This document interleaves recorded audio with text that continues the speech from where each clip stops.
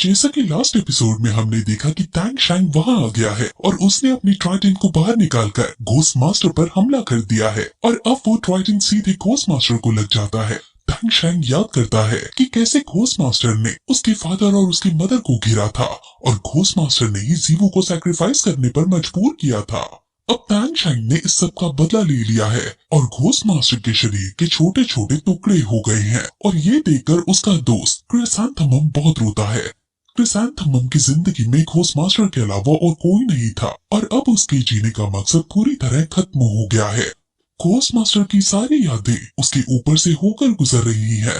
अब टैंग शैंग अपनी blue silver field को और ज्यादा बढ़ाता है और वहाँ वो अपने प्रिज्म का यूज करके दोनों बीस को इनविजिबल कर देता है और जीवो को इन दोनों बीस को ले जाने को कहता है। अब खुद टैंग शैंग भी इनविजिबल हो जाता है और वहाँ से भागने लगता है।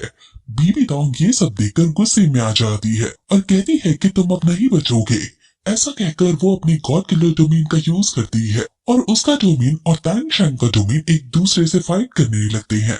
आसपास के एल्डर्स इस लड़ाई को देखकर काफी हैरान है क्योंकि बीबी डोंग ने अपनी डोमेन को 100% तक इंक्रीज कर लिया है। बीबी डोंग अपनी 7 सोल स्किल का यूज करती है और वो अपने ट्रू फॉर्म में यानी सोल डिवोरिंग स्पाइडर फॉर्म में आ जाती है।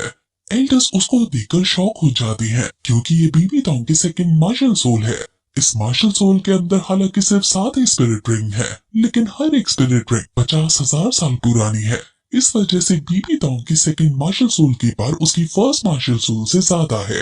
बीबी डोंग अब अपनी थर्ड स्पिरिट रिंग का यूज करती है और इस स्पिरिट रिंग का नाम कॉलिंग ऑफ डोमेन स्पाइडर है। बीबी डोंग ने दोनों बीस को पॉइजन दे दिया था और अब उसकी क्रिएट की गई स्पाइडर उस पॉइजन को लोकेट करने लगती है।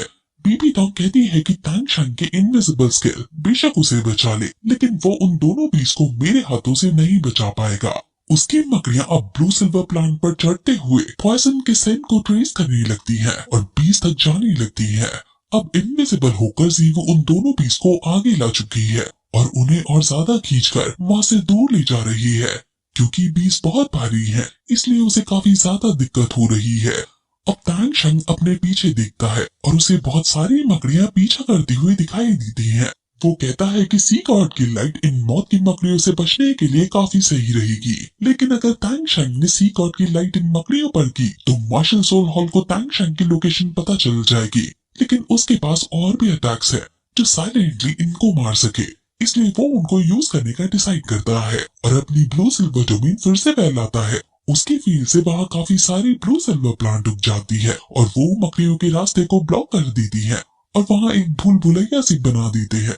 मकड़ियां इसमें फंसकर मरने लगती हैं और टैंग शैंग को आगे बढ़ने का मौका मिल जाता है। बीबी डोंग के पास भी ये डोमेन आने लगा था और वो समझ गई थी कि टैंग शैंग ने डोमेन का यूज करके अपनी ब्लू सिल्वर प्लांट को कंट्रोल किया है और वो हमें ब्लॉक कर रहा है।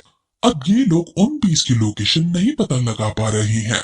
अब ये बहुत ज्यादा दुख की बात थी मार्शल सोल हॉल के लिए लेकिन बीबी डोंग अब ये सब देखकर हंसने लगती है और कहती है कि भले ही हम उनकी लोकेशन पता ना लगा पाए लेकिन हम टैंग शैंग के डोमेन को ब्लॉक कर सकते हैं। ऐसा करके हम उन्हें सामने आने पर मजबूर कर सकते हैं। ये कहकर वो अपने गॉड किलर डोमेन को फैलाने लगती है और टैंग शैंग के डोमेन को खत्म करने लगती है। टैंग शैंग का डोमेन अब क्योंकि खत्म हो रहा था इसलिए टैंग शैंग टेंशन में आ जाता है। टैंग शैंग केवल ब्लू सिल्वर डोमेन से बीबी डोंग को नहीं हरा सकता था। हालांकि उसके पास भी गॉड किलर डोमेन है लेकिन वो अपनी लोकेशन को हिडन रखने के लिए उसका यूज नहीं कर सकता था। और फिर ये एपिसोड इस तरह यही खत्म हो जाता है।